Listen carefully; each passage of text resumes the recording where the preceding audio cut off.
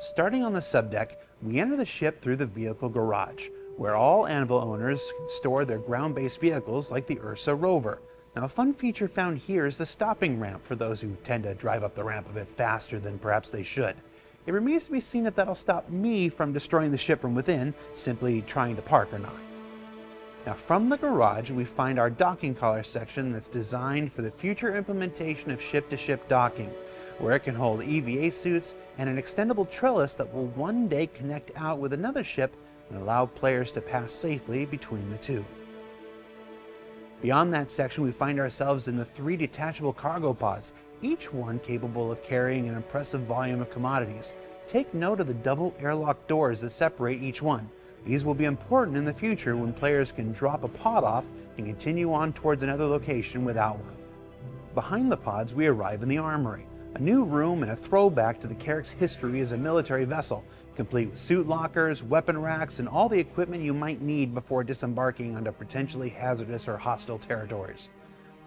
Moving up a level, we find ourselves on the habitation deck, and a place I'll probably experience most, the med bay. Now, in the waiting room out here, we have some standard beds, office and utility areas off to the side, and a single medical bed that's a step up in capabilities from what you'll find on the Cutlass Red. Also on the habitation deck, you can't be a big ship in the Star Citizen universe without your mess hall. The rec room, where Anvil seems to have invented hard mode for billiards with a 6-sided table, and military-style crew quarters or billets, complete with all the amenities a person could need on extended voyages like bathrooms and showers and such. On our way to the bridge, we find the captain's quarters, full of many important books that make you seem learned to your crew, as well as a hideaway television so they don't actually see what you're really doing with your time.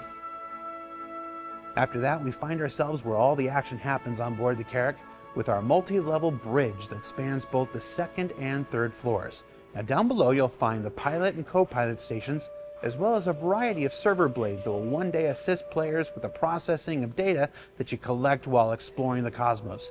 Up above on the technical deck, we have the comms and remote gunner stations, our star map, and an alternate pilot station, providing greater visibility at reduced instrumentation.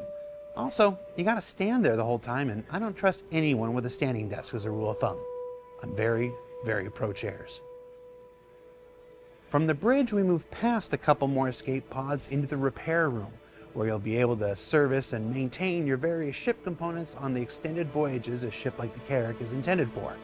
And then the drone room, with its 2 drone operator seats and the release mechanism that will jettison them into space without venting the entire room.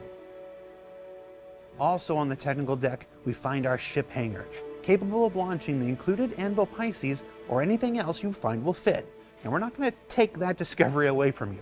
If you can get it in there and close the doors above it, have at it, fellow space person.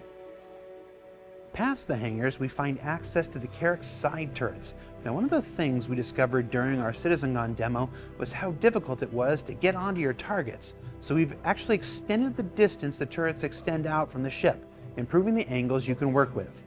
At the rear of the ship, we find engineering, which, like the bridge at the fore, extends between the technical deck and the habitation below it. It's here you'll find many of the ship's components like shield generators, power plants, and the like.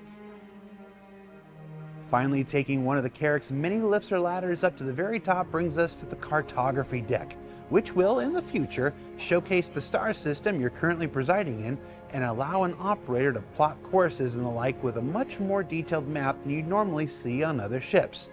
And for those that just need to stretch their legs, an EVA airlock that lets you escape out into space at the top of the ship, and I'm sure won't become a popular ingress target for wannabe raiders in the future. And since we're outside at this point, let's go ahead and take one more look at the Carrack exterior while we're here. Now, if you'd like to learn more about the progression of the Carrack's exterior, I'd encourage you to check out both the CitizenCon Ship Talk panel as well as concept artist Sarah McCullough's recent appearance on Star Citizen Live to find out more. It's a good-looking ship, if I do say so myself. I'm really glad it's my favorite.